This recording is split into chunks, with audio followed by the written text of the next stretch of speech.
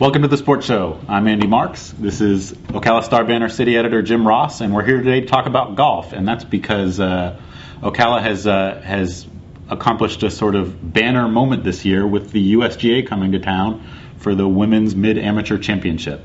Jim, maybe you could tell me why is this important for Ocala? Why is this a big event? Well, Andy, I'm certainly going to be going out there to watch the tournament at least one day, maybe more. It's a big deal for several reasons. First of all, the USGA has never had a championship in Marion County. USGA is the governing body of golf in this country. They run the US Open, the US Amateur. This tournament is part of that roster of championships. I think they have 13 of them altogether. It's a big deal. Plus the fact that the quality of golfers who are coming to Marion County to play here, we've never had anything quite like that. We've had, certainly there are some excellent local tournaments that draw great fields. This is a little bit different. This is a national championship in its category. It's also a big deal because Bernadette Castro out at Golden Hills and the other organizers of the tournament, they really think that this will shine a little bit of a spotlight on Marion County, which is known, of course, for horse farms and Silver Springs and lots of other things, maybe not so much as a golf destination. But when people take a look at it, albeit maybe just for a short amount of time, they'll see how much golf enthusiasts have to love about Marion County. Maybe it'll inspire some visits, maybe it'll inspire some other tournaments to come to Golden Hills or other tournaments, who knows. There's always an intangible factor with things like this, but it's a good thing for Marion County. Let me ask you, people are familiar with, I think, the biggest stories in professional golf. Everybody knows about Tiger Woods at the Masters. Mm-hmm. People watch the Ryder Cup. People know who Annika Sorenstam is. Tell me some things that people might not be aware of from the annals of USGA championships. Well, especially when we talk about the amateur ranks, Tiger Woods, Jack Nicklaus, Arnold Palmer, everyone knows those names. And I'm the biggest fan for Tiger and pro golf that you'll find. But golf, people who really love golf understand that the amateur part of the game has always had a very special part in the heart of golf. Bobby Jones, and on down the line. Bobby Jones being the most famous amateur of them all. But it's an important part of the game, and it's worth preserving, and it's worth celebrating. And since it's in our county, I think it's worth going to see. I'm not trying to drum up support for the tournament or anything like that. It is free admission and parking, so it's very easy to do if you're so inclined. But there's something worth celebrating about amateur golf, and I'm just glad to get a chance to get a look at it. I've seen some college golf and things like that. I've never seen anything quite like this. I'm looking forward to it. And a USGA championship is a different format than what people watching golf weekends on TVs might be used to. They're going to play a couple rounds of stroke play to establish a 64-player field, and then the final 4 days, the winner will have crammed in 6 matches. And I'm hoping maybe I can ask you what is unique about match play golf. Match play golf, stroke play, which we all watch on TV, you have to beat the entire field. Match play, it's man on man, or in this case, woman against woman. You play and try to get the lowest score on a hole and win the hole. Okay, it's not about the aggregate score at the end of the day. It's about how many holes you can win. So it's excellent competition. Unless a match is a runaway, and that happens sometimes even at this elite level. It happens. You catch somebody on a bad day. But usually, especially as you go on through the week, the matches will be very, very competitive, and you get to see a lot of very interesting strategy.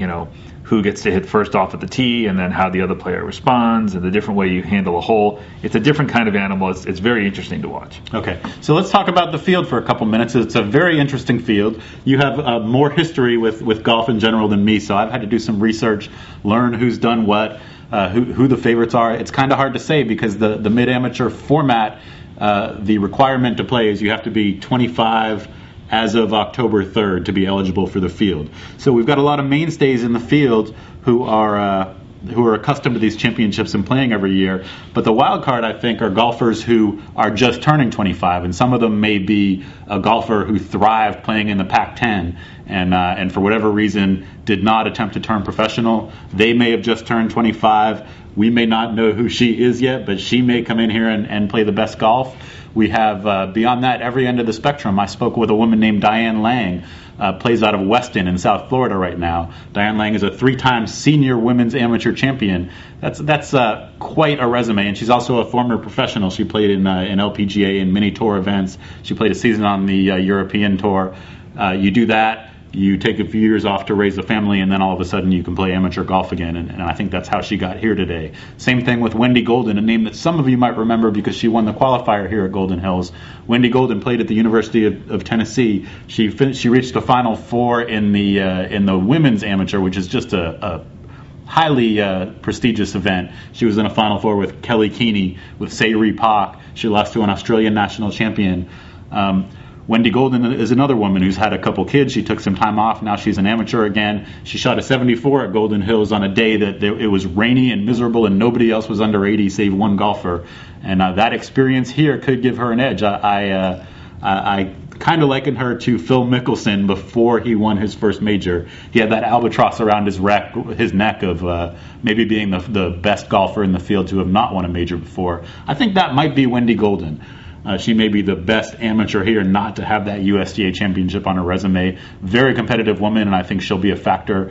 And then there's a lot of former champions. Last year's champion, Joan Higgins, a golfer from California, she won a very exciting one-up match, and those are the best ones. That's where everything comes down to the last hole, and whoever wins takes the trophy.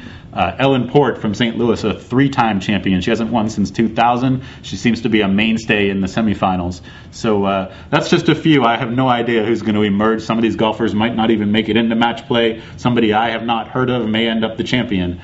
But there will certainly be some fantastic golf.